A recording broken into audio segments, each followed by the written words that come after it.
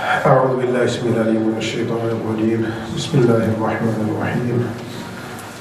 نحمده ونصلي ونسلم على رسوله النبي الكريم.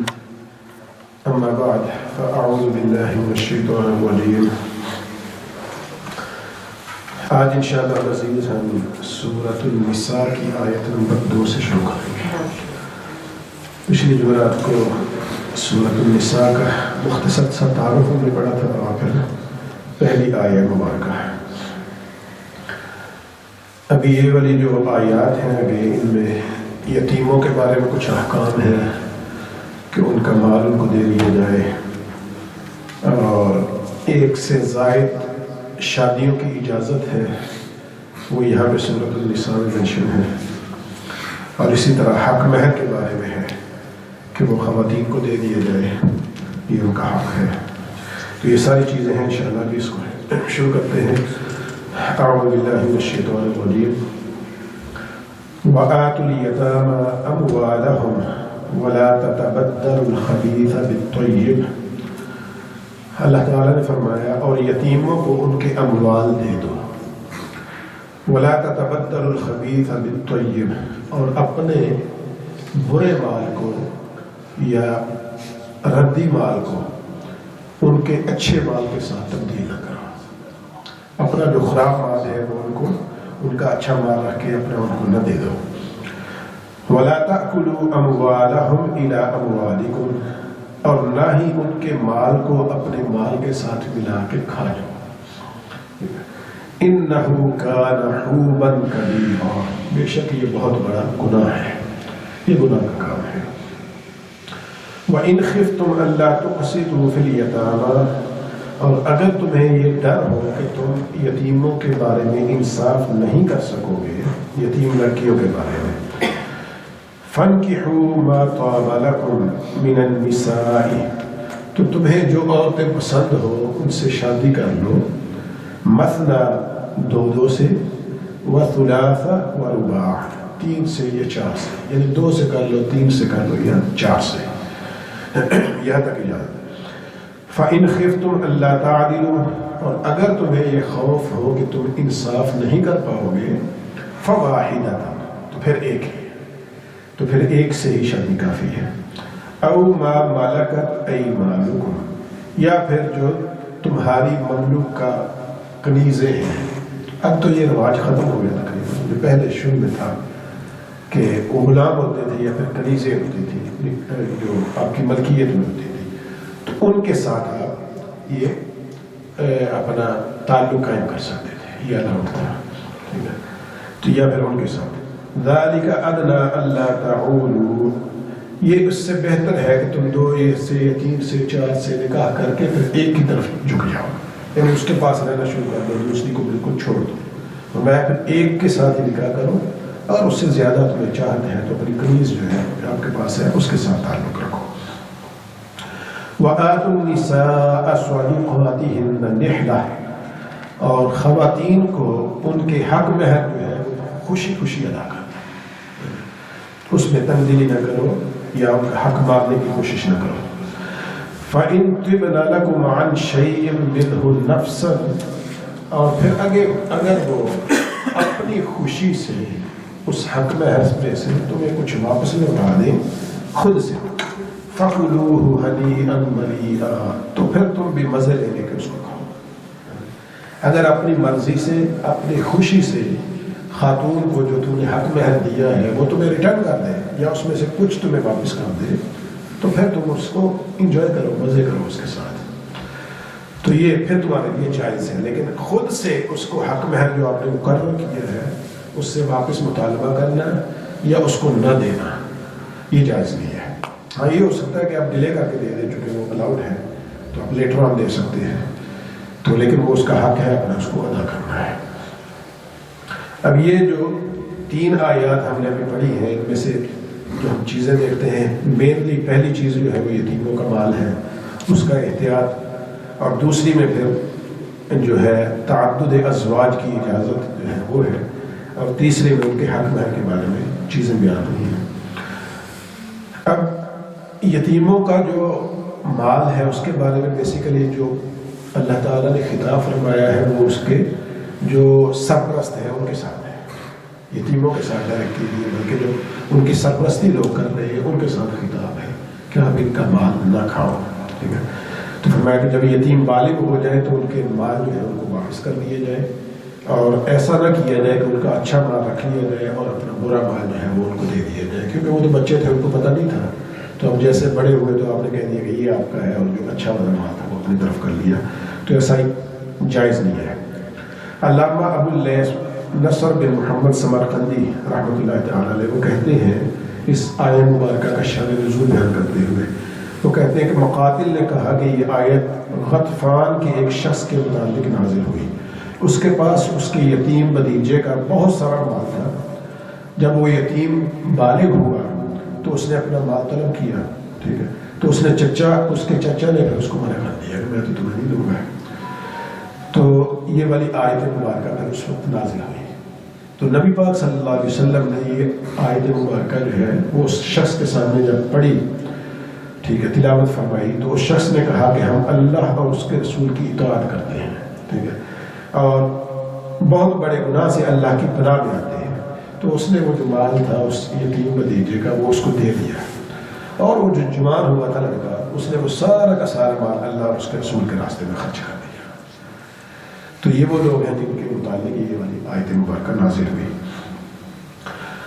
امام بخاری رحمۃ اللہ تعالیٰ علیہ حضرت ابو ہریرہ رضی اللہ تعالیٰ عنہ سے روایت کرتے ہیں کہ آقا کریم صلی اللہ علیہ وسلم نے ارشاد فرمایا کہ 7 چیزیں ایسی ہیں جو انسان کو ہلاک کر دیتی ہیں، ٹھیک ہے، اور فرمایا کہ ان سے بچو. تو عرض کیا کہ یا رسول اللہ صلی اللہ علیہ وسلم وہ کیا چیزیں ہیں؟ تو آپ صلی اللہ علیہ وسلم نے ارشاد فرمایا کہ ان میں سے پہلی چیز جو ہے وہ شرک کرنا ہے، اللہ کے ساتھ کسی کو شریک ٹھہرانا، یہ انسان کو ہلاک کر دیتا ہے. دوسری چیز جادو کرنا، یہ جادو ٹونا جو آج کل اتنا زیادہ یہ گند پھیلا ہوا ہے ہمارے معاشرے میں، یہ اتنا بڑا گناہ ہے کہ آقا کریم صلی اللہ علیہ وسلم نے فرمایا کہ یہ انسان کو ہلاک کر دیتا ہے. اور اگر آپ اس حدیث شریف میں دیکھیں تو شرک کے فوری بعد جادو کا ذکر ہوا ہے، تو یہ انسان کی ہلاکت کے لیے کافی ہوتا ہے. جو لوگ بھی ایسے برے اعمال کرتے ہیں تو انہیں چاہیے کہ ان سے بچیں. ہمیں بھی اپنی فیملیز میں سے جو آج کل بہت ہے، یہ بہت زیادہ ہے، اللہ تعالی ہم سب کو محفوظ فرمائے، ہمیں ان چیزوں میں پڑھنے سے بھی اور لوگوں کے شر سے بھی ہمیں محفوظ فرمائے. پھر اسی طرح فرمایا کہ جس شخص کے قتل کرنے کو اللہ نے حرام قرار دیا ہو اس کو قتل کر دینا، یعنی کسی کو بھی ناحق قتل کر دینا. اگر کوئی قصاص میں قتل کیا جا رہا ہے تو وہ گناہ ہے، اگر کوئی ایسی چیز ہے تو کسی بھی شخص کو ناحق قتل کر دینا یہ بھی انسان کو ہلاکت میں ڈال دیتا ہے. پھر اسی طرح فرمایا کہ سود کھانا یہ بھی انسان کو ہلاکت میں ڈال دیتا ہے. یتیم کا مال کھانا یہ بھی انسان کو ہلاکت میں ڈالتا ہے. اور فرمایا کہ جہاد سے پیٹھ پھیر کر بھاگ جانا، اور اسی طرح کسی مسلمان کا حالت جہاد میں جنگ کی حالت میں وہاں سے پیٹھ پھیر کر بھاگنا یہ بھی، اور مسلمان پاک دامن عورت پر تہمت لگا دینا یہ بھی انسان کو ہلاکت میں ڈالتا ہے. تو یہ ساری چیزیں جو ہے ساتوں کی ساتوں چیزیں انسان کو ہلاکت میں ڈال دیتی ہیں، اور ان میں سے ایک یتیم کا مال کھانا بھی ہے. تو اس معاملے میں ہمیں بہت زیادہ احتیاط کرنی چاہیے. اسی طرح حضرت ابو ہریرہ رضی اللہ تعالی عنہ سے حضرت ابن ماجہ وہ روایت کرتے ہیں، ابن ماجہ شریف کی حدیث ہے کہ رسول اللہ صلی اللہ علیہ وسلم نے ارشاد فرمایا کہ مسلمانوں کا سب سے اچھا گھر وہ ہے جس میں کوئی یتیم پرورش پا رہا ہو، جس میں یتیم کی دیکھ بھال کی جا رہی ہو اور اس کے ساتھ حسن اخلاق سے حسن خلق سے پیش آیا جا رہا ہو، تو وہ گھر سب سے بہتر ہے. اور فرمایا کہ سب سے برا گھر وہ ہے جس میں کسی یتیم کے ساتھ بدسلوکی کی جا رہی ہے. تو یتیم کا خیال رکھنا یہ بہت بڑی عظمت اور شان کی دلیل ہے، اور ان کے ساتھ بدسلوکی کرنا یہ بہت ہی بڑی بدقسمتی ہے. اس کے بعد پھر حضرت ابو ہریرہ رضی اللہ تعالی عنہ سے ہی روایت ہے کہ ایک شخص نے رسول اللہ صلی اللہ علیہ وسلم سے عرض کیا کہ یا رسول اللہ صلی اللہ علیہ وسلم میرا دل بڑا سخت ہے، میرا دل بڑا سخت ہے. تو آقا کریم صلی اللہ علیہ وسلم نے فرمایا کہ تم کسی یتیم کے سر پہ ہاتھ رکھا ہے، کسی یتیم کے سر پہ ہاتھ پھیرا کرو، شفقت سے پیش آیا کرو، تو یہ تمہارے دل کو نرم کرنے کے لیے کافی ہوگا. اب اللہ تعالیٰ نے فرمایا کہ اگر تمہیں یہ اندیشہ ہو کہ یتیم لڑکیوں میں انصاف نہیں کر سکو گے تو جو عورتیں تمہیں پسند ہیں ان سے نکاح کر لو، اسے انگیز۔ تو اس کے بارے میں حضرت امام بخاری رحمۃ اللہ تعالیٰ علیہ حضرت عبداللہ بن مسعود رضی اللہ تعالیٰ عنہ سے روایت کرتے ہیں کہ رسول اللہ صلی اللہ علیہ وسلم نے ارشاد فرمایا کہ اے نوجوانوں کے گروہ، تم میں سے جو شخص بھی گھر بسانے کی استطاعت رکھتا ہو اسے چاہیے کہ وہ نکاح کر لے، کیونکہ نکاح جو ہے یہ انسان کی نظروں کو جھکا دیتا ہے، ان میں شرم و حیا پیدا کر دیتا ہے، ٹھیک ہے، اور شرمگاہ کی حفاظت کرتا ہے۔ اور فرمایا کہ تم میں سے جو شخص بھی نکاح کی استطاعت طاقت نہ رکھتا ہو تو اسے چاہیے پھر روزے رکھے، کیونکہ یہ روزے جو ہے انسان کی شہوت کو کم کر دیتے ہیں۔ تو جو بھی جوان ہو، استطاعت رکھتا ہو، اس کو چاہیے کہ نکاح کرے، اور اگر نکاح کی طاقت یا استطاعت نہیں رکھتا ہے تو اسے چاہیے کہ پھر روزے رکھے۔ اسی طرح حضرت عائشہ صدیقہ رضی اللہ تعالی عنہ بیان فرماتی ہے کہ رسول اللہ صلی اللہ علیہ وسلم نے ارشاد فرمایا کہ نکاح میری سنت ہے، جس نے میری سنت پر عمل نہیں کیا وہ میرے طریقہ پر نہیں ہے، یعنی میرے طریقہ کاملہ پر، میری سنت کاملہ پر نہیں ہے۔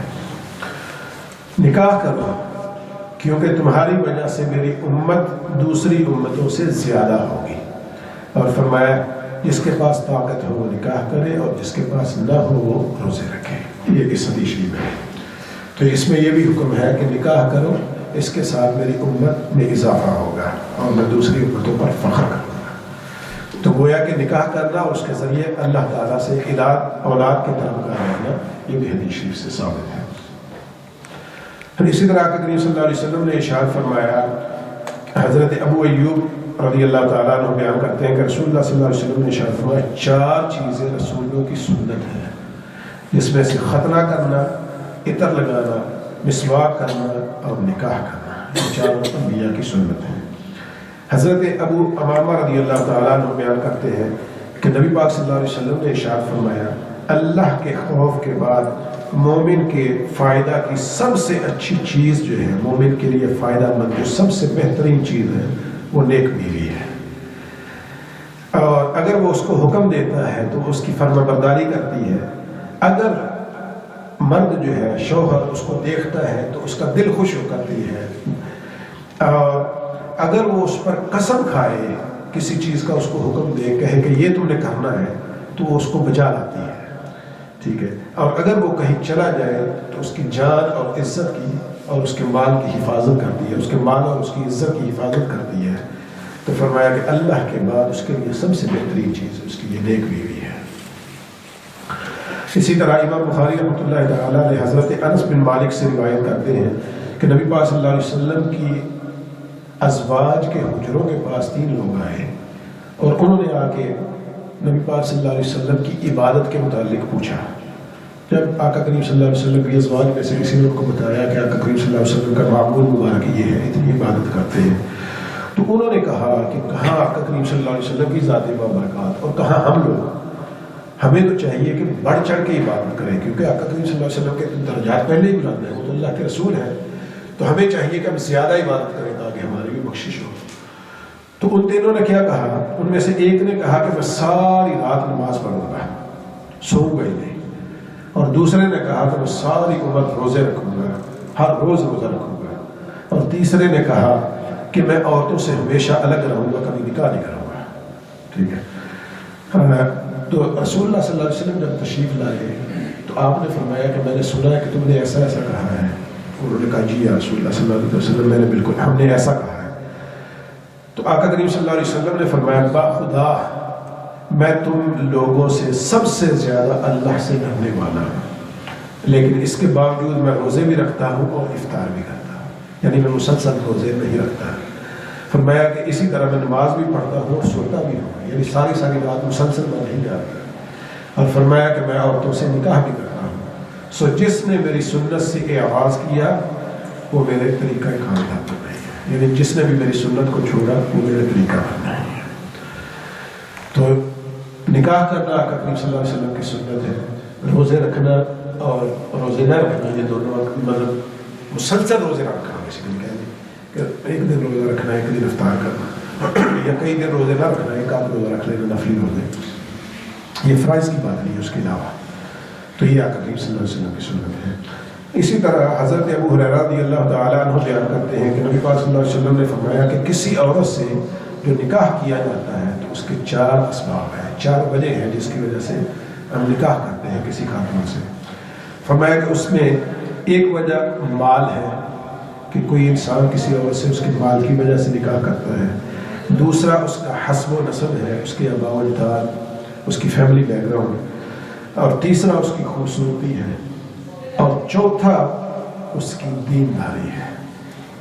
ये 4 वजह है किसी औरत के साथ निकाह करने की। तो फरमाया कि तुम उसको उसकी दीनदारी की वजह से तलब करो, तुम्हारे हाथ खाक लो दो, मैं तुम्हारे हाथों में खाक हूँ। अगर तुम गोया कि मतलब ये है कि कहने का कि अगर तुम दीनदारी के अलावा कोई दूसरी चीज़ देखते हो तो तुम्हारे हाथ खाक लो दो। तो फरमाया कि हमेशा दीनदारी को सब चीज़ों पर तरजीह दो, फ़ौक़ियत दो, कि निकाह जो है तो माल की वजह से न करो, उसके हुस्न जमाल की वजह से, उसके हस्ब नसब, ये सब चीज़ें मिल जाए तो और भी ज़्यादा बेहतर है। अगर कोई खातून ऐसी हो जो दीनदार भी हो, खूबसूरत भी हो, अच्छे हस्ब नसब वाली भी हो और जो है मालदार भी हो तो वो तो वेल एंड गुड है। लेकिन अगर कोई एक ऑप्शन मुंतखब करना हो तो फिर फरमाया कि दीनदारी को तरजीह दी जाए। इसी तरह हज़रत अनस रज़ियल्लाहु तआला अन्हु बयान फरमाते हैं कि रसूलुल्लाह सल्लल्लाहु अलैहि वसल्लम ने इरशाद फरमाया कि दुनिया की चंद चीज़ें जो मेरे नज़दीक महबूब तरीन की गई हैं उनमें से औरतें हैं, खुशबू और मेरी आंखों की ठंडक नमाज में है। तो ये चीज़ें फरमाया कि जो दुनिया की सबसे ज़्यादा मेरे लिए महबूब है वो उनमें से एक औरतें भी हैं जिनके साथ इंसान निकाह करता है। इसी तरह हज़रत वाक़िल बिन यसार रज़ियल्लाहु तआला अन्हु बयान करते हैं कि नबी पाक सल्लल्लाहु अलैहि वसल्लम के पास एक शख्स आया। उसने कहा कि मुझे एक मुअज़्ज़ज़ ख़ानदान से निकाह का पैगाम मिला है, खूबसूरत औरत की तरफ से, लेकिन मसला ये है कि वो औरत बांझ है, औलाद को जन्म नहीं दे सकती, तो क्या मैं उसके साथ निकाह कर लूँ? तो नबी पाक सल्लल्लाहु अलैहि वसल्लम ने इरशाद फरमाया कि ना करो। उसने फिर दूसरी मरतबा पूछा, आका करीम सल्लल्लाहु अलैहि वसल्लम ने फिर से मना किया। फिर तीसरी दफ़ा पूछा तो आका करीम सल्लल्लाहु अलैहि वसल्लम ने फिर से मना किया। फरमाया कि खामद से मोहब्बत करने वाली और बच्चा पैदा करने वाली औरत से निकाह करो, क्योंकि मैं तुम्हारी कसरत की वजह से दूसरी उम्मतों पर फजीलत हासिल करूँगा। यानी ऐसी औरत से शादी करो जिससे अल्लाह ताला तुम्हें औलाद भी दे, क्योंकि तुम्हारी औलाद की वजह से मेरी उम्मत में इजाफा होगा और उस इजाफे की वजह से मुझे दूसरे नस्लों पर और दूसरी उम्मतों पर फजीलत हासिल होगी। सो ऐसी औरत के साथ निकाह करना चाहिए जो अल्लाह ताला की इज़्ज़त से, ज़ाहिर है औलाद देना या ना देना ये अल्लाह ताला के इख्तियार में है, लेकिन अगर पहले से पता हो तो फिर उस मामले में अगर हमें समीशरी में देखें तो हमें मना किया गया है। हाँ, अगर कोई साहिब इस्तिताअत हो, एक से ज़ायद शादी करना चाहता हो और वो खातून भी राज़ी हो तो फिर ऐसे मामला उठा के उसकी कफ़ालत हो जाए, एक नियति के साथ आप निकाह कर सकते हैं। लेकिन बिल्कुल एक ही शादी अगर आपने कर ली है तो उस मामले में अगर इस हदीस को देखें तो मना किया गया है। अब निकाह जो है, हमने अभी इतनी अहादीस में देखा निकाह की फजीलत कितनी है, तो इसकी जो हिकमतें और फ़वाइद हैं अगर हम उनको देखें पॉइंट वाइज तो उसमें से चंद चीज़ें हैं। एक ये है कि निकाह के ज़रिए इंसान की नस्ल जो है वो आगे फ़रोग़ पाती है। ठीक है, इंसान में अल्लाह ताला ने शहावत रखी है और इंसान जो है दोनों मर्द व ख़वातीन का जो मिलाप होता है उसके ज़रिए अल्लाह ताला फिर एक नई नस्ल को जन्म देता है। अगरचे अल्लाह ताला चाहता तो इस सब के बगैर भी इंसान को पैदा कर सकता था, लेकिन ये दुनिया जो है उसने असबाब पर कायम की है। ठीक है, और वो मुसब्बिबुल असबाब, इसी वजह से हम उसको कहते हैं कि वो मुसब्बिबुल असबाब है, फिर असबाब वो पैदा करता है। हज़रत आदम अलैहिस्सलाम को जिस तरह बनाया था, चाहता तो इसी तरह कौन कहता और सारी दुनिया इस तरह बन जाती, लेकिन उसने एक तरीका कार बनाया।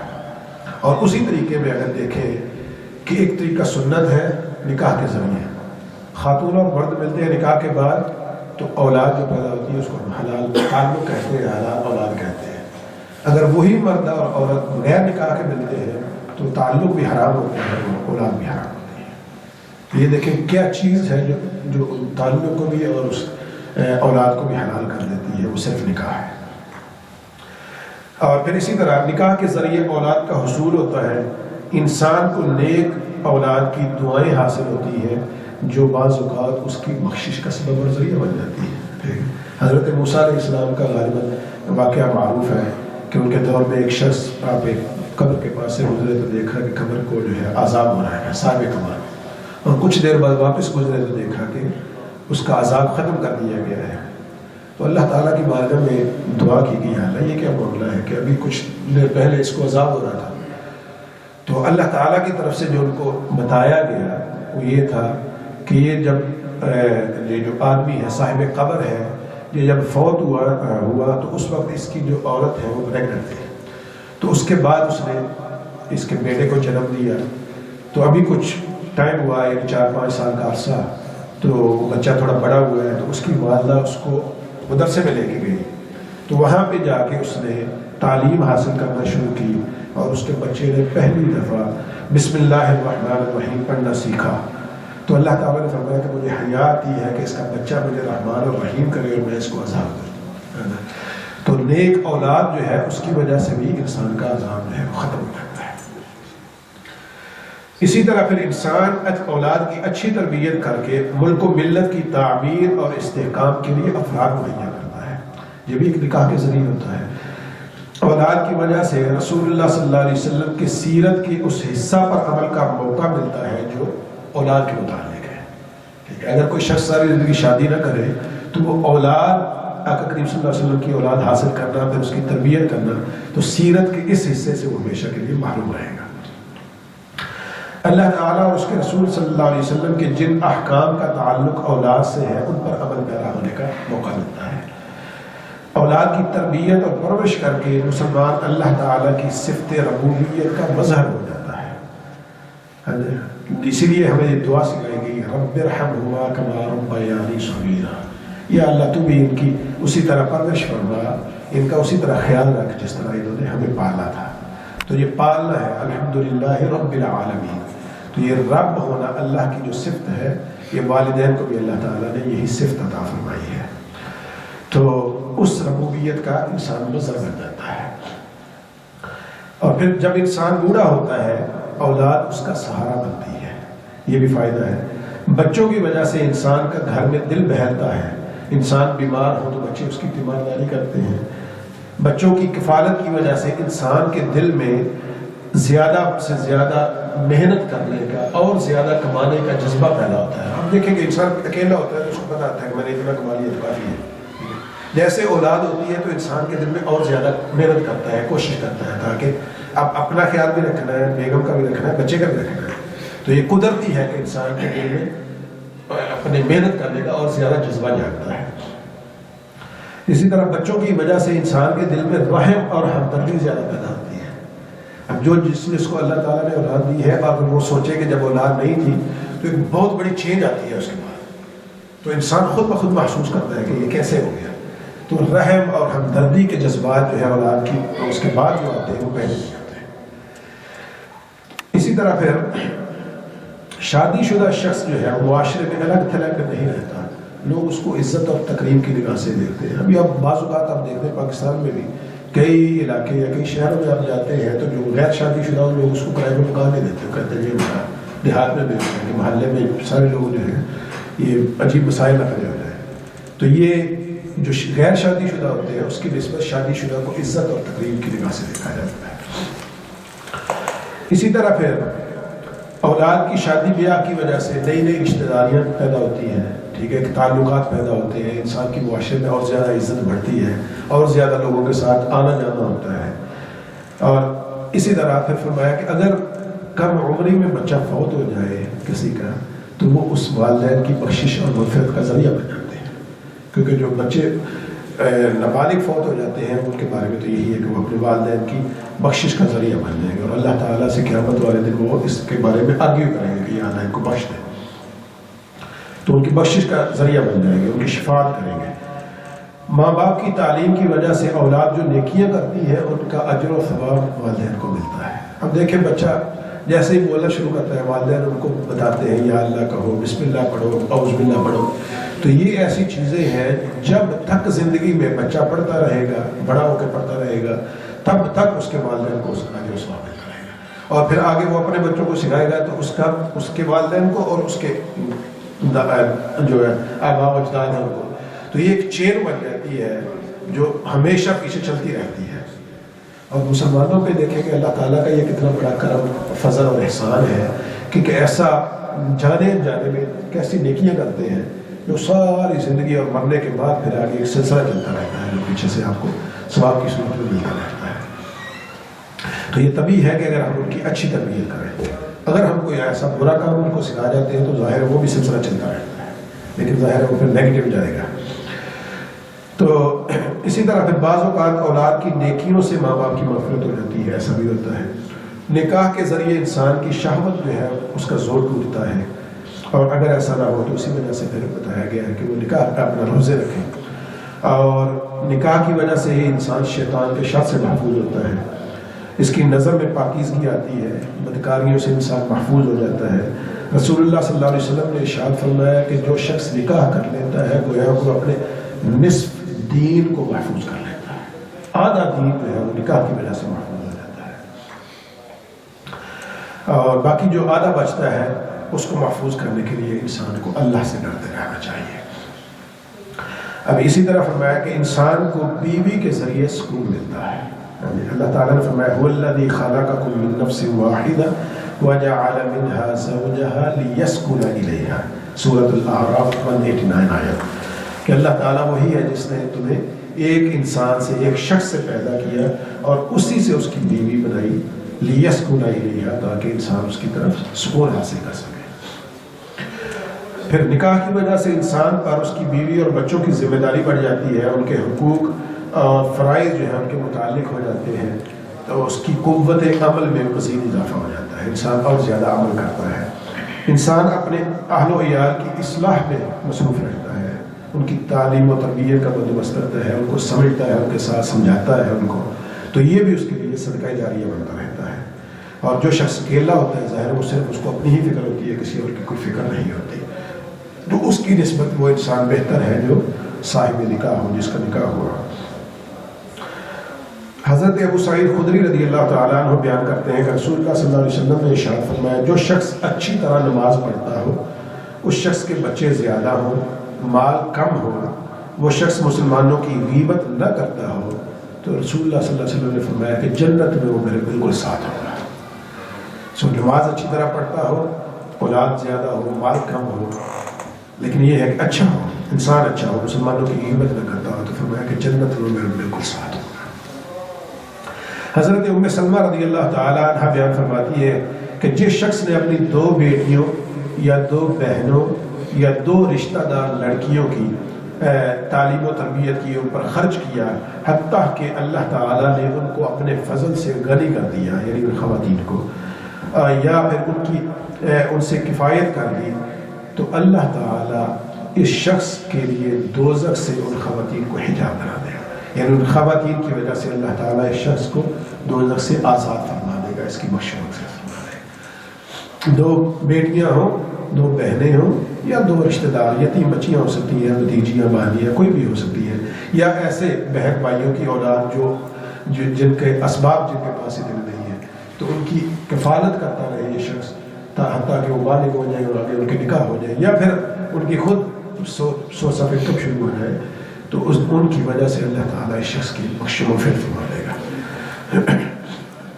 حضرت ابو سعید خدری رضی اللہ تعالیٰ عنہ بیان کرتے ہیں کہ آقا کریم صلی اللہ علیہ وسلم نے ارشاد فرمایا، عورتوں سے فرمایا کہ تم میں سے جو عورت 3 نابالغ بچوں کی موت پر صبر کرے گی، اس کے لیے دوزخ سے وہ بچے حجاب بن جائیں گے. فرمایا کہ کسی عورت کے 3 بچے فوت ہو جائیں نابالغ، فرمایا کہ وہ بچے تمہیں جہنم سے بچا لیں گے، تمہیں آزاد کروا دیں گے. تو ایک عورت نے پوچھا کہ یا رسول اللہ صلی اللہ علیہ وسلم اگر کسی کے 2 پر اگر کچھ، تو فرمایا کہ 2 بھی تمہیں جہنم سے بچا دیں گے. اب اس کے بعد آگے اللہ تعالیٰ نے جو ارشاد فرمایا کہ اگر تمہیں یہ اندیشہ ہو کہ یہ تم یتیم یتیموں کے بارے میں انصاف نہیں کر سکو گے، ٹھیک ہے، تو تمہیں جو عورتیں پسند ہو ان سے نکاح کر لو، 2 سے 3 سے یا 4 سے۔ تو اس کا جو وجہ تھی وہ یہ تھی کہ بعض لوگوں کی سرپرستی میں یتیم لڑکیاں ہوتی تھیں، ٹھیک ہے۔ اب کیا تھا کہ وہ ان کے ساتھ شادی کرنا چاہتے تھے، لیکن کرتے وہ یہ تھے کہ ان کو اتنا حق مہر نہیں دیتے تھے جتنا ان کا بنتا تھا۔ حق مہر کے لیے یہ ہوتا ہے، ایک تو انسان کی جو استطاعت ہے اس کو دیکھا جاتا ہے، اور اگر آپ اتنے صاحب استطاعت نہیں ہے، درمیانے سے ہے، تو جو خاتون جس کے ساتھ آپ شادی کر رہے ہیں اس ایریا میں دیکھا جاتا ہے کہ جتنی حسین و جمیل خوبصورت عورت ہے، جتنی اچھی ہے، اس طرح کی دیگر جو خواتین ہیں اس ایریا میں ان کا حق مہر کیا ہے، تو اسی حساب سے پھر اس کو حق مہر دیا جاتا ہے۔ تو یہ جو سرپرست ہوتے تھے یہ کیا کرتے تھے کہ اپنی یتیم بھتیجیوں کو، بھانجیوں کو، یہ جو بھی ان کے زیر کفالت ہوتی تھی اتنا حق مہر ان کو نہیں دیتے تھے، کوشش کرتے تھے کہ حق مہر جو ہے وہ کم رکھا جائے۔ تو اللہ تعالیٰ نے فرمایا کہ اگر تم ان کے معاملے میں یہ انصاف نہیں کر پاتے کہ ان کو اتنا حق مہر دو، تو فرمایا کہ ان کو چھوڑو، تم دیگر خواتین جو دیگر ہیں ان میں سے 2 3 4 جتنی چاہو شادیاں کر لو، لیکن ان کے ساتھ یہ زیادتی نہ کرو۔ امام بخاری رحمۃ اللہ تعالی علیہ روایت کرتے ہیں کہ حضرت عروہ بن زبیر بیان کرتے ہیں کہ انہوں نے حضرت عائشہ صدیقہ رضی اللہ تعالی عنہا سے اس آیہ مبارکہ کے متعلق سوال کیا۔ انہوں نے کہا، حضرت عائشہ صدیقہ رضی اللہ تعالی عنہا نے فرمایا کہ اے بھتیجے، ایک سرپرست کے زیر پرورش ایک یتیم لڑکی ہوتی ہے جو اس کے مال میں شریک ہوتی ہے۔ اس شخص کو اس لڑکی کا مال اور اس کا حسن و جمال پسند آ جاتا ہے، ٹھیک ہے، اور وہ اس کے مہر میں عدل و انصاف کیے بغیر اس لڑکی سے شادی کرنا چاہتا ہے، اور اس لڑکی کو جتنا مہر دوسرے لوگ دیتے ہیں اس سے کم مہر دینا چاہتا ہے، اور ایسے لوگوں کو ایسی یتیم لڑکیوں سے نکاح کرنے سے منع کر دیا گیا ہے، حتیٰ کہ وہ ان کے مہر میں عدل و انصاف کریں اور رواج کے مطابق ان جیسی لڑکیوں کو جتنا مہر ملتا ہے ان کو اتنا مہر دیں، اور اگر وہ ایسا نہیں کر سکتے تو پھر ان کے علاوہ کسی دوسری خواتین سے شادی کر لیں۔ تو فرمایا کہ اس آیت مبارکہ میں یہ کیا گیا ہے کہ ایسے لوگوں کو منع کیا گیا ہے، یا تو انصاف کریں یا پھر ان کے ساتھ نکاح نہ کریں۔ اب اسی طرح حضرت فاطمہ بنت قیس رضی اللہ تعالی عنہا روایت کرتی ہیں۔ اب یہ ہے کہ ایک تو یہ ہے کہ خواتین کو جو حق مہر دے رہا ہے وہ کتنا دینا ہے، دوسرا یہ ہے کہ جو خاتون جس کے ساتھ آپ شادی کر رہے ہیں اس کو ایک چیز ہے کہ آپ جس کے ساتھ شادی کر رہے ہیں وہ آپ کے مقابل، یعنی آپ اس کو کہہ سکتے ہیں یا آپ کے ہم پلہ۔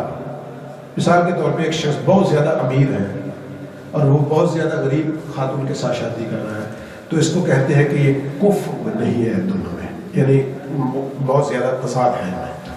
اگر کوئی امیر ہے، امیر کے ساتھ شادی کر رہا ہے، یا کوئی درمیانہ شخص ہے وہ درمیانے سے شادی کر رہا ہے، تو یہ کفر اس کو کہا جاتا ہے کہ اپنے ہم پلہ۔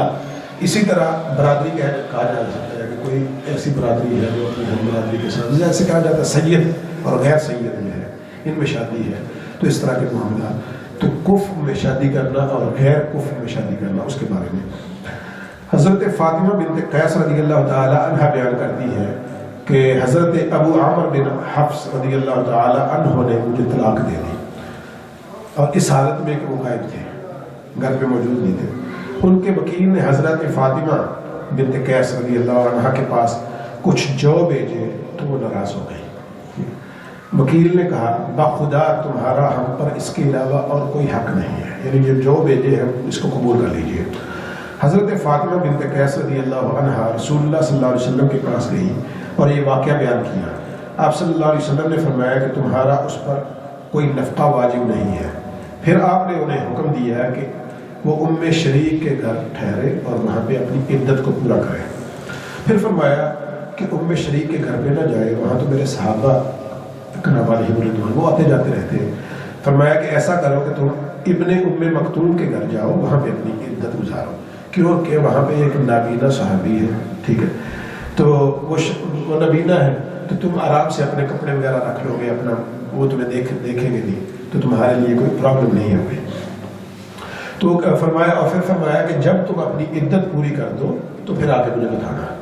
تو وہ کہتی ہیں کہ جب میری عدت پوری ہو گئی تو میں نے آقا کریم صلی اللہ علیہ وسلم کو عرض کیا کہ یا رسول اللہ صلی اللہ علیہ وسلم میری عدت بھی پوری ہو گئی ہے، اور یہ بھی عرض کیا کہ یا رسول اللہ اسی درمیان مجھے حضرت معاویہ بن ابی سفیان اور حضرت ابو جہل ان دو کی طرف سے مجھے نکاح کا پیغام آیا ہے.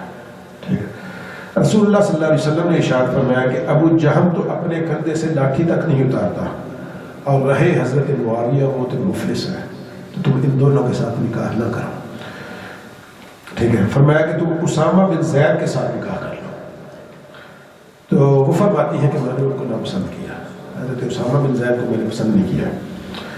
تو آقا کریم صلی اللہ علیہ وسلم نے پھر ارشاد فرمایا کہ تم اسامہ بن زید کے ساتھ نکاح کر لو. تو میں نے ان کے ساتھ نکاح کر لیا. اللہ تعالیٰ نے اس نکاح سے مجھے بہت زیادہ خیر عطا فرمائی، یہاں تک کہ باقی خواتین مجھ پر رش کرنے لگی. اب ان کے ناپسند کرنے کی وجہ کیا تھی؟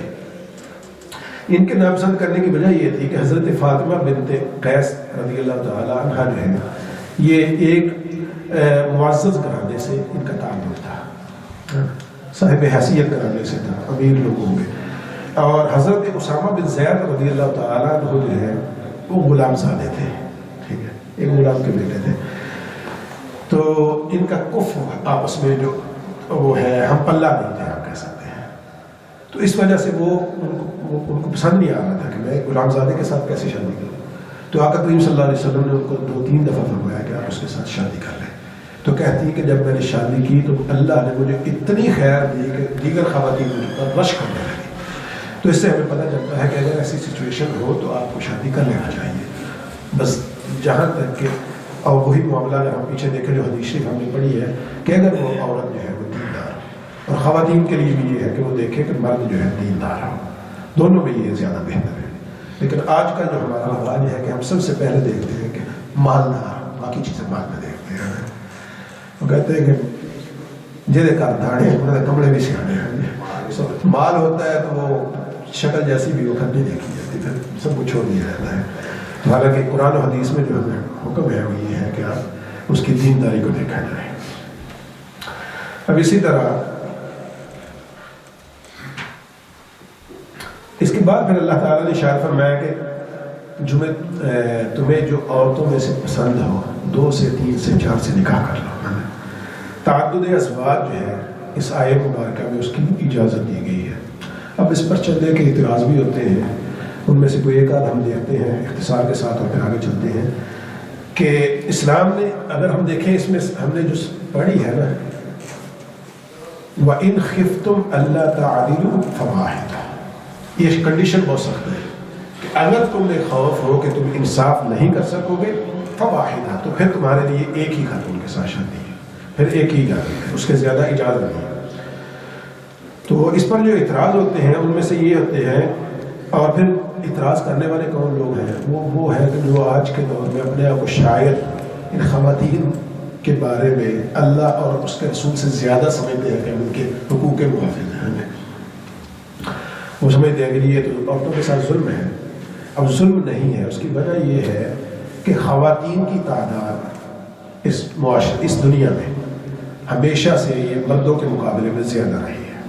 اس کی کئی وجوہات ہیں. اس کی وجہ یہ ہے کہ جب و جدل میں انسان ہمیشہ جو فوجی ہے آدمی سے لڑتی رہی ہے، تو مرد زیادہ کس بھی سائڈ سے ہو، مسلمانوں کی طرف سے ہو، کفار کی طرف سے ہو، یا کفار آپس میں لڑ رہے ہیں، جو بھی کوئی آپس میں لڑ رہے ہیں، تو مرد جو ہے ہمیشہ قتل ہوتے رہے ہیں. تو خواتین نسبتاً محفوظ رہتی رہی ہے. اس کے علاوہ بھی خواتین کی شرع پیدائش زیادہ ہے. تو اس لحاظ سے اگر دیکھا جائے تو اگر ہم فرض کر لیں کہ اس معاشرے میں یا اس دنیا میں اگر فرض کر لیں، اس شہر میں اگر کر لیں کہ آپ 1 لاکھ مرد ہیں، تو یہاں پہ ڈیفینیٹلی جو ہے خواتین کی تعداد زیادہ ہوگی. 2 لاکھ خواتین ہوں گی، 1.5 لاکھ خواتین ہوں گی. ٹھیک ہے. تو اگر 1.5 لاکھ کسی ملک میں کسی شہر میں خاتون ہو اور 1 لاکھ مرد ہو تو وہاں پہ کیا ہوگا؟ اب اس سبھی کی خواتین کی شادی کرنی ہے، سبھی مردوں کی بھی کرنی ہے. تو اب چند ایک صورتیں بن جاتی ہیں. وہ کیا بنتی ہیں کہ جو خواتین بچ جائے گی، ٹھیک ہے، ان کی صورتیں یہ بچیں گی کہ باقی ماندہ عورتیں جو ہے تمام عمر شادی کے بغیر گزار دیں اور اپنی جنسی خواہش جو ہے اس کو پورے کر دیں. ایک صورت تو یہ بنے گی. ہم نے فرض کیا ہے کہ 1 لاکھ کے مقابلے میں 1.5 لاکھ ہے، تو 50,000 خواتین جو ہے یا تو ساری زندگی شادی نہ کریں اور جیسے پیدا ہوئی تھی اسی طرح کماری ہی چلی جائے اس دنیا سے. ایک صورت یہ بنتی ہے. دوسری یہ صورت بنتی ہے کہ یہ خواتین جو ہے ناجائز رشتہ تعلق بنا لیں, ناجائز رشتے بنائیں, ناجائز تعلق بنائیں اور معاذ اللہ زنا کریں, ٹھیک ہے, اس کے ذریعے اپنی خواہش پوری کریں. تو ایک صورت یہ بن جاتی ہے. اور تیسری صورت یہ ہے کہ باقی عورتیں جو ہیں وہ ان مردوں سے شادی کر لیں جو اس کے جنہوں نے آلریڈی شادی کی ہوئی ہے, ٹھیک ہے. تو اب ان میں سے جو بہترین طریقہ ہے اگر ہم اس کو دیکھیں, ٹھیک ہے, جو اسلام نے ہمیں الاؤ کیا ہے وہ وہی ہے. اب اگر تو بغیر شادی کے تعلق قائم کرے تو زنا ہے, سیدھا سیدھا حرام ہے. اور اگر وہ ساری زندگی بغیر شادی کے گزار دے تو یہ ممکن نہیں ہے, انسانی نیچر کے خلاف ایسا ہو نہیں سکتا, کیونکہ اللہ تعالیٰ نے دونوں میں جذبات رکھے ہیں, خاتون میں مرد میں. تو یہ ایک نیچرل پروسیس ہے, ٹھیک ہے. تو اگر وہ نکاح نہیں کرے گی تو ڈیفینیٹلی وہ اس میں حرام میں جو ہے وہ اس میں چلی جائے گی. تو اب یہ انسان نے یہاں پہ بیان یہ کیا گیا کہ پہلی صورت جو ہے یہ فطرت کے خلاف ہے اور عام بشری طاقت سے باہر ہے. وہ ساری زندگی بغیر نکاح کے, ہاں اکا دکا کیس ہو سکتے ہیں لیکن اتنا بڑا مجموعہ جو ہے وہ ممکن نہیں ہے. اور دوسری صورت جو ہے وہ دین اور قانون دونوں اعتبار سے ناجائز اور گناہ ہے. اس لیے قابل عمل, معروف, فطری اور پسندیدہ صورت جو ہے وہ تیسری صورت ہے جو اسلام نے جس کی اجازت دی ہے. اب دوسری دلیل یہ بھی ہے یہاں پہ جو بیان ہوئی ہے وہ یہ ہے کہ مرد جو ہے وہ بالعموم 60 سال کی عمر تک جنسی عمل کے خواہش مند رہتے ہیں, ٹھیک ہے, جبکہ عورت جو ہے بالعموم اگر وہ زیادہ بچوں کو جنم دے دے, ٹھیک ہے, تو 40-45 کی عمر کے بعد اس کی خواہش جو ہے وہ ختم ہونا شروع ہو جاتی ہے. اگر وہ زیادہ, جیسے ہمارے معاشرے میں بعض اوقات ہوتا ہے 10-12 بچے ہو جاتے ہیں تو اس کی وہ فطرت جو ہے اس کی ختم ہو جاتی ہے جلدی, ٹھیک ہے. اور پھر کیا ہے, اب اگر صرف ایک بیوی سے نکاح کیا ہے اور اس کی وہ جو خواہش ہے وہ ختم ہو گئی ہے, تو اب یہ شخص جو ہے وہ باقی جو 15-20 سال ہے وہ کیسے گزارے گا, ٹھیک ہے. اس کے لیے پھر 3 صورتیں بنتی ہیں کہ یا تو اپنی اس خواہش کو بالکل چھوڑ دے, ٹھیک ہے, کسی کے ساتھ تعلق ہی قائم نہ کرے, یا پھر یہ ہے کہ یہ بھی ناجائز تعلق قائم کرے, اور تیسری صورت یہ ہے کہ وہ کسی دوسری عورت کے ساتھ شادی کر لے. تو یہاں پہ سیم ٹو سیم سچویشن بن گئی کہ پہلی غیر فطری ہے کہ وہ 15-20 سال جو ہے بغیر تعلق کے اپنے آپ کو بچا کے رکھنا یہ ممکن نہیں ہے. دوسری صورت میں جائے گا تو ظاہر ہے پھر زنا ہوگا, گناہ ہوگا, تو وہ قانون اور شرعاً کسی لحاظ سے بھی وہ جائز نہیں ہے. اور تیسری صورت جو بچے گی اس میں یہی ہے کہ وہ دوسرا نکاح کر لے. اب یہاں کے معاشرے میں چونکہ اب آگے آگے جیسے ہے, چونکہ بچوں میں وقفے کا ڈیوریشن جو ہے وہ زیادہ بڑھائی گئی ہے اور پھر انسان جو ہے اپنے آپ کو مینیج کر کے چلتے ہیں آج کل زیادہ, تو اس لحاظ سے اگر دیکھا جائے تو یہ نسبتاً یہ والا جو معاملہ ہے یہ کم ہو رہا ہے کہ ظاہر خاتون اگر بہت زیادہ بچوں کو جنم نہیں دیتی ہے تو اس میں خواہش باقی رہتی ہے, تو جب تک چاہے وہ آگے 60 تک دونوں چلے جا سکتے ہیں. لیکن پہلے اور آج بھی بعض معاشروں میں بعض ایریاز میں یہ معاملات اسی طرح سے ہیں کہ اگر بہت زیادہ بچے لے لیے جائیں خاتون سے تو ظاہر ہے وہ اس کی خواہش ختم ہو جائے گی. اور تیسری صورت جو ہے اس میں پھر یہی ہے کہ انسان دوسری شادی کی طرف چلا جائے. اب ہم نے دونوں طرف سے دیکھا کہ خواتین کے اعتبار سے دیکھا جائے تو وہ نمبر میں زیادہ ہے, تو ان کی بھی ضرورت ہے دوسری شادی کرنا, یعنی ایک مرد کے ساتھ ہی دوسری زوجہ کے طور پہ رہنا. اور مرد کو دیکھا جائے اور اگر بہت زیادہ بچے اس نے لے لیے خاتون سے تو پھر وہاں پہ بھی یہی سچویشن بن جائے گی, ٹھیک ہے. بعض اوقات کیا ہوتا ہے کہ ایک شخص کی ایک بیوی ہے جو اولاد نہیں دے سکتی ہے, مطلب بعض اوقات عورت جو ہے وہ فاج ہوتی ہے, ٹھیک ہے, اور بعض اوقات مرد بھی ہوتا ہے. ہمیں یہ بھی یاد رکھنا چاہیے کہ ایسا نہیں ہے کہ صرف عورت ہی ہوتی ہے, ٹھیک ہے. ایک صحابیہ نبی پاک صلی اللہ علیہ وسلم کے پاس آئی تھی اور انہوں نے کہا کہ یا رسول اللہ صلی اللہ علیہ وسلم میرا مرد جو ہے وہ اسی طرح ہے, ایک کپڑا تھا ان کے پاس تو وہ لٹکایا, انہوں نے کہا کہ یا رسول اللہ جس طرح ایسے مطلب کچھ بھی نہیں ہے, تو میں کہ اس سے اپنے علیحدگی کر لو, طلاق لے لو. تو یہ دونوں طرف ہو سکتا ہے, ٹھیک ہے. تو اگر خاتون بھانج ہے, ٹھیک ہے, تو اولاد نہیں دے سکتی, تو انسان اپنی نسل بڑھانے اور اپنا سلسلہ نسب کو آگے منتقل کرنے پر طبی طور پر اس کا خواہش مند ہوتا ہے, ٹھیک ہے. تو اس مشکل کے حل کے لیے بھی پھر چند ایک صورتیں بنتی ہیں, 2 صورتیں بنتی ہیں. پہلی یہ ہے کہ پہلی بیوی کو طلاق دے گا اور دوبارہ شادی کر لے گا. دوسری صورت یہ ہے کہ پہلی بیوی کو رکھتے ہوئے ایک اور شادی کر لیں. ٹھیک ہے. اب پہلی صورت جو ہے اس میں یہ ہے کہ عدل و انصاف کے مطابق اور انسانی ہمدردی کے نزدیک تر جو ہے وہ صورت دوسری صورت ہے کہ ایک انسان ہے وہ اپنی اولاد کا طلبگار بھی ہے لیکن پہلی بیوی کو اپنے پر بانجھ ہے. ظاہر ہے اس میں اس کا کیا قصور ہے؟ ٹھیک ہے. اللہ تعالیٰ کی طرف سے اس کے مقدر میں اولاد نہیں ہے تو یہ انسان یہ کر رہا ہے اس کی کفالت بھی کر رہا ہے اور اس کے ساتھ اپنی اولاد کا بھی طلبگار ہے. ایک اور عورت کو لے آتا ہے. لیکن ایک صورت یہ بھی ہے کہ اگر وہ ایسا نہیں کرتا تو اس کو طلاق دے گا تو اب یہ عورت جو ہے یہ بے سہارا ہو جائے گی. تو اس لحاظ سے اگر دیکھا جائے تو تب بھی بہتر یہ ہے کہ وہ ایک اور شادی کر لے. ایک اور راستہ ہے. چوتھی دلیل یہ ہے کہ فرض کیجیے کہ کسی شخص کی بیوی ایک کسی خدا نخواستہ ایک مرض میں مبتلا ہے, مریضہ ہے. ٹھیک ہے. یا اس کو کوئی ایسی بیماری ہو جس میں شفا کی امید بالکل نہ ہو یا بہت کم ہو. اس کا شوہر جو ہے وہ جوان بھی ہو, صحت مند بھی ہو. تو اب اس مرد کے سامنے چند ایک راستے ہوتا ہے. پہلا راستہ یہ ہے کہ اس عورت کو طلاق دے دے. ٹھیک ہے. دوسرا یہ ہے کہ تمام عمر جنسی خواہش ہی پوری نہ کرے. وہ عورت ہی مریض ہے بیچاری, اس کے ساتھ آپ تعلق قائم نہیں کر سکتے. تیسری صورت یہ بنے گی کہ وہ کسی کے ساتھ ناجائز تعلق قائم کر لے. اور چوتھی شکل یہ بنے گی کہ وہ شخص دوسری شادی کر لے. اور عدل و انصاف اور انسانی ہمدردی کو اگر دیکھا جائے تو سب سے بہترین چوتھا راستہ ہے. پہلے راستے جو ہیں وہ اچھے نہیں. ٹھیک ہے. ناجائز تعلق قائم کر لینا وہ بھی بہتر نہیں ہے. ساری زندگی غیر جنسی خواہش کی گزار دینی ممکن نہیں ہے. اور عورت کو طلاق دے دے کہ اسلام میں الاؤڈ تو ہے لیکن اس میں بھی عورت کا ہی نقصان ہے. تو اس لحاظ سے دیکھا جائے تب بھی اس کے لیے بہتر راستہ یہ ہے کہ دوسری شادی کر لی جائے. تو یہ راستے اس لیے وضاحت کے ساتھ بیان کیے ہیں کہ اگر کہیں پہ یہ معاملات ہوتے ہیں تو خواتین کو ان معاملات کو سمجھنا چاہیے. لیکن خواتین سے پہلے مردوں کو سمجھنا چاہیے کہ یہ صرف ایسا نہیں ہے, کوئی کھیل تماشا نہیں ہے کہ بندہ کہے جی کہ مجھے تو 2 3 کی 4 کی اجازت ہے. وَإِنْ خِفْتُمْ أَلَّا تَعْدِلُوا فَوَاحِدَةً. یہ اتنی سخت کنڈیشن ہے کہ اس کو فلفل کرنا بہت مشکل ہے. اس کو فلفل کرنا بہت مشکل ہے کیونکہ انصاف کرنا چاروں کے ساتھ یہ آج کے معاشرے میں ہمارے دور میں بہت مشکل ہو جاتا ہے. ہاں لیکن اگر کوئی کر سکتا ہے تو اس کے لیے الاؤڈ ہے. اور اسی طرح پھر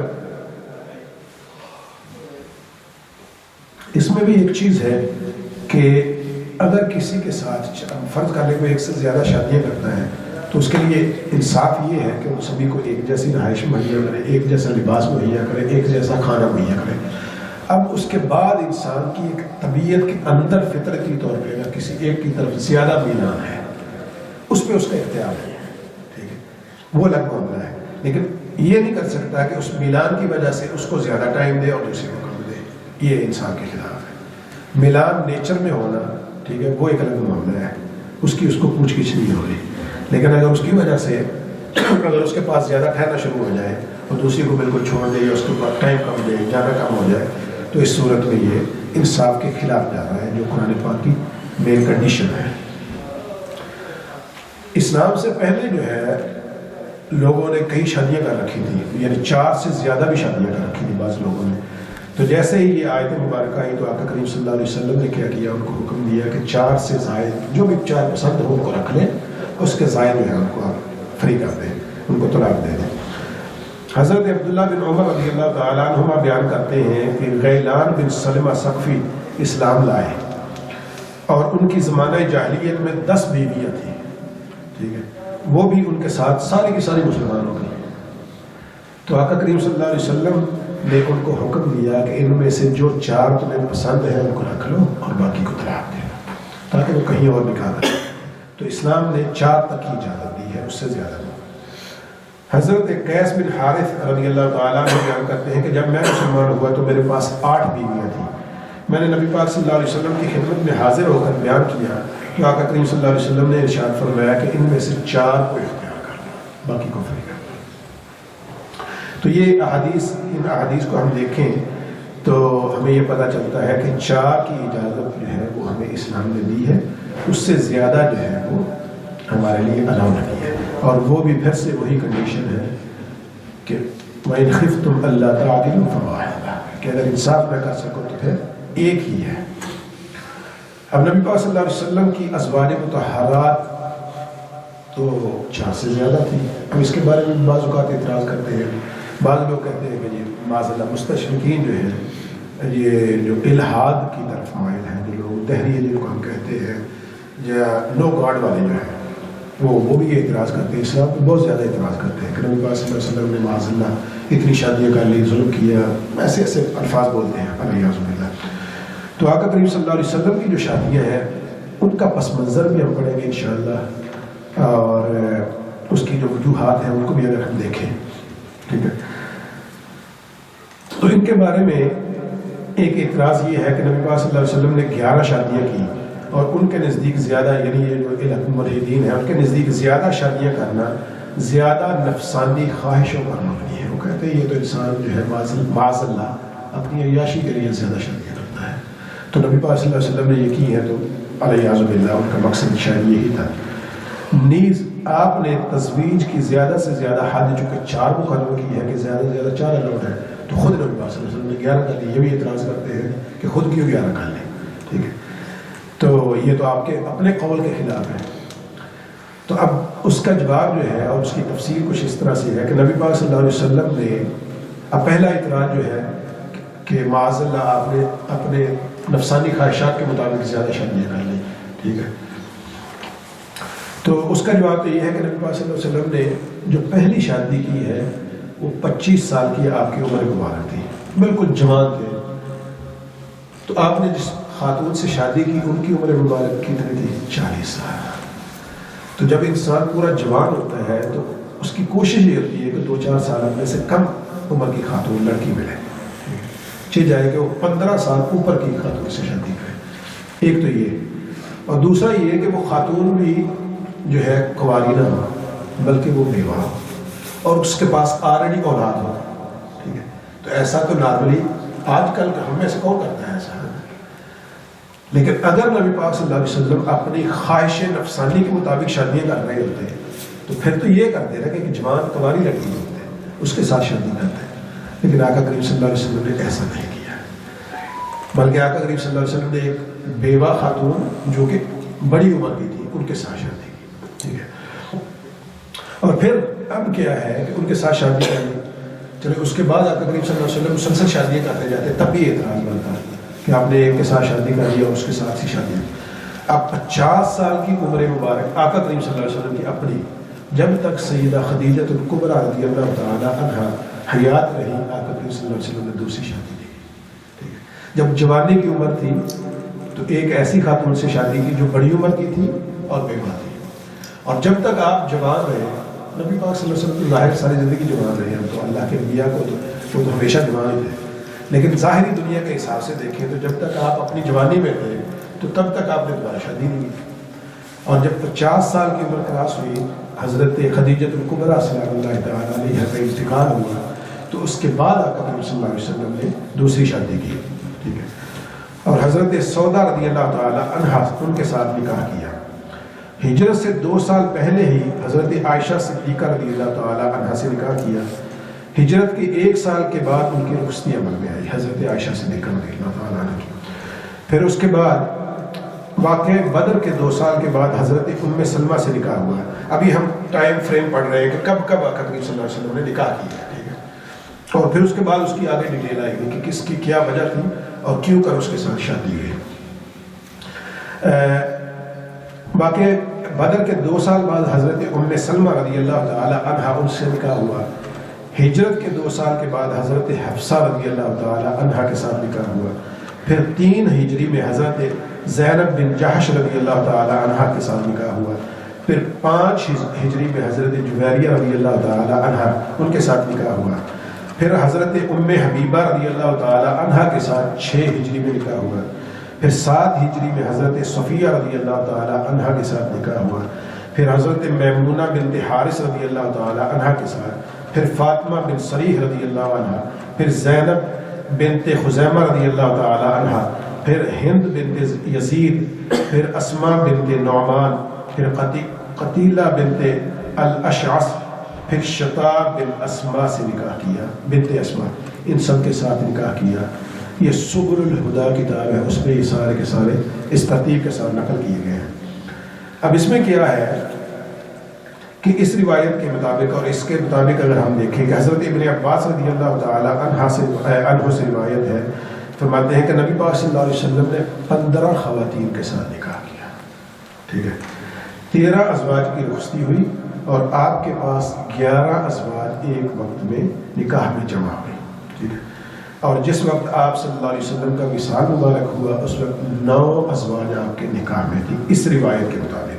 لیکن اس میں کیا ہے کہ ابو طاہر نے سند ضعیف کے ساتھ اس کو روایت کیا ہے، ایک ضعیف سند کے ساتھ ہے، ٹھیک ہے، لیکن ایک روایت یہ ہے 15 نکاح والی ہے، لیکن مشہور یہ ہے کہ 11 ازواج کے ساتھ رخصتی ہوئی، 2 کے بارے میں اختلاف ہے، یہ 13 والا، ٹھیک ہے۔ ان 11 ازواج میں سے 6 جو ہے وہ قریشی خاندان سے تعلق رکھتی تھی، 4 غیر قریشیہ تھی اور 1 بنو اسرائیل میں سے تھی، ٹھیک ہے، تو یہ اس طرح 11 بنتی ہیں۔ جن 6 ازواج جو قریشی خاندان سے تعلق رکھتی تھی جن کے ساتھ نکاح ہوا، ان کی تفصیل کچھ یہ ہے کہ حضرت خدیجہ الکبریٰ رضی اللہ تعالی عنہ، حضرت عائشہ صدیقہ رضی اللہ تعالی عنہ، حضرت حفصہ رضی اللہ عنہ، حضرت ام حبیبہ رضی اللہ تعالی عنہ، حضرت ام سلمہ رضی اللہ عنہ، حضرت سودا بنت زمعہ رضی اللہ تعالی عنہ۔ یہ 6 خواتین ہیں جو قریشی خاندان سے تعلق رکھتی تھیں۔ جو غیر قریشیاں تھیں وہ 4 تھیں، حضرت زینب بنت جحش، حضرت میمونہ بنت حارث، حضرت زینب بن خزیمہ، حضرت جویریہ بنت الحارث رضی اللہ تعالی عنہم، یہ 4، اور ایک بنی اسرائیل سے تھی، ان کا نام حضرت صفیہ بن حی بن اختب تھا رضی اللہ تعالی عنہ۔ تو یہ ایک خاتون تھی، تو ٹوٹل 6 4 10 اور 11 خواتین تھیں جن کے ساتھ نبی پاک صلی اللہ علیہ وسلم نے نکاح فرمایا، ٹھیک ہے۔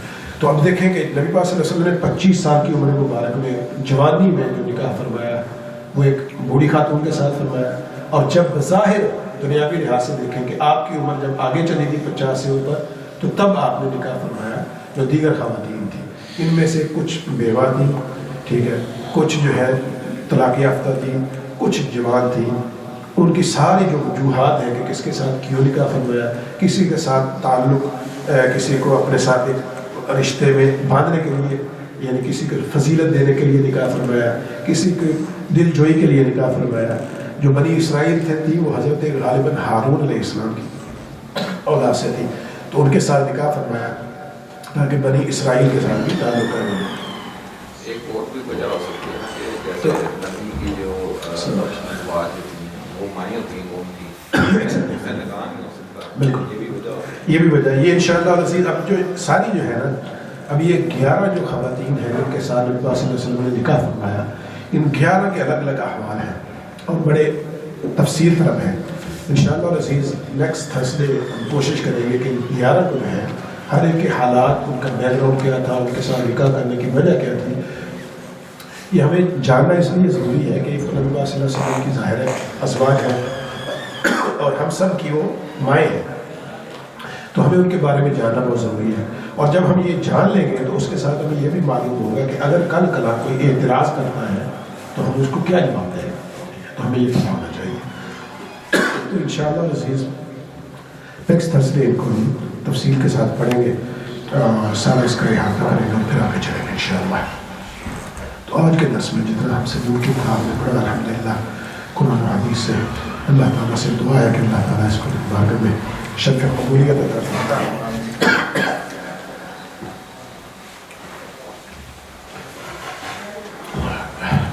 جو کرتے ہیں کچھ لوگ سے سوال ہے کہ دعا کرتے ہیں۔ بسم اللہ الرحمن الرحیم، اللہم صلی علی سیدنا و کریمنا محمد وعلی آلہ وصحبہ وبارک وسلم۔ ربنا تقبل منا انك انت السميع العليم وتب علينا انك انت التواب الرحيم۔ ربنا آتنا في الدنيا حسنة وفي الآخرة حسنة وقنا عذاب النار۔ ربنا اغفر لنا ذنوبنا وكفر عنا سيئاتنا وتوفنا مع الأبرار۔ یا الہ العالمین قرآن پاک کی جن آیات کی ہم نے تلاوت کی ہے، ان کا ترجمہ اور تفسیر پڑھی ہے، میرے مولا سب کو اپنی بارگاہ میں قبول و منظور فرما. میرے مولا اس میں جو کچھ بھی صحیح کہا گیا، پڑھا گیا، سنا گیا، اس کو قبول و منظور فرما. اور اگر اس میں کوئی کمی کوتاہی ہوئی ہے میرے مولا ہمارے نفس اور شیطان کی وجہ سے ہے، میرے مولا اس سے ہمیں معاف فرما. یا الہ العالمین قرآن پاک کی اس تلاوت کا صدقہ، ترجمہ و تفسیر کا صدقہ ہمیں قرآن پاک کا صحیح فہم نصیب فرما، اور پھر اس پر ہمیں عمل پیرا ہونے کی بھی توفیق عطا فرما. یا الہ العالمین قرآن پاک کے نور سے ہمارے چہروں کو منور فرما، قرآن پاک کے نور سے ہمارے گھروں کو منور فرما، قرآن پاک کے نور سے ہماری یہ دنیا بھی منور فرما، قرآن پاک کے نور سے ہماری آخرت کو بھی منور فرما. یا الہ العالمین قرآن پاک کے اس نور کو ہماری فیملیز میں، ہمارے بچوں میں بھی جاری و ساری فرما. یا الہ العالمین ہمیں اپنے بچوں کی اچھی تربیت کرنے کی توفیق عطا فرما، اور ان بچوں کو ہمارے لیے صدقہ جاریہ بنا. یا الہ العالمین آج کی اس قرآن پاک کی کلاس کا صدقہ جتنے بھی حاضرین ہیں ان پر ہماری بہن باجیاں موجود ہیں، سب کی دینی دنیاوی نیک جائز خواہشات کو پورا فرما، سب کی مشکلات کو دور فرما، سب کی پریشانیوں کو دور فرما. میرے مولا جو قرض دار ہیں ان کو قرضے سے رہائی عطا فرما، جو تنگ دست ہیں ان کی تنگ دستی کو دور فرما، جو بے روزگار ہیں ان کے لیے پاکیزہ روزگار کے اسباب پیدا فرما، جو میرے مولا جابس کی مشکلات کا شکار ہیں ان کے لیے بھی آسانیاں پیدا فرما، جو میرے مولا ویزوں کی مشکلات کا شکار ہیں ان کے لیے بھی آسانیاں پیدا فرما. یا الہ العالمین سب کی مشکلات کو تو بہتر جانتا ہے، سب کے لیے آسانیاں پیدا فرما. یا الہ العالمین جتنے بھی حاضرین و حاضرات ہیں سب کے والدین میں سے، اعزاء و اقارب میں سے، دوست احباب میں سے جو بھی اس دنیا سے جا چکے ہیں ان کی بخش و مغفرت فرما، سب کے درجات کو بلندیاں عطا فرما. آقا کریم صلی اللہ علیہ وسلم کی ساری امت مرحومہ کی بخش و مغفرت فرما، اور امت موجودہ کے احوال پہ خصوصی لطف و کرم فرما. یا الہ العالمین ہمارے والدین میں سے، اعزاء و اقارب میں سے، دوست احباب میں سے جو بھی بیمار ہیں ان کو صحت و سلامتی عطا فرما. بالخصوص آج کی اس محفل کے کھانے کا انتظام ہمارے محترم عابد بھائی کی طرف سے کیا گیا ہے، ان کی اس کاوش کو قبول و منظور فرما، ان کے رزق میں برکت عطا فرما، ان کے کاروبار میں برکت عطا فرما، مال میں، جان میں، اولاد میں برکت عطا فرما. ان کی بچی میرے مولا ان کو نیک اور صالح بنا، ان کو صحت و سلامتی والی عمر دراز عطا فرما. یا الہ العالمین ان کے والدین کی بخش و مغفرت فرما، ان کی والدہ مرحومہ کی بخش و مغفرت فرما. میرے مولا ان کے والد گرامی کو صحت و عافیت والی عمر دراز عطا فرما. یا الہ العالمین ہم سب کے والدین کو صحت و سلامتی عطا فرما. میرے مولا اس مسجد کو آباد اور شاد فرما، اور اس کو آباد کرنے والوں کے گھروں کو آباد اور شاد فرما، ان سب کے رزق میں برکت عطا فرما. ربنا اغفر لنا ولإخواننا الذين سبقونا بالإيمان ولا تجعل في قلوبنا غلا للذين آمنوا إنك رؤوف رحيم. وصلى الله تعالى على خير خلقه ونور عرشه محمد وعلى آله وصحبه.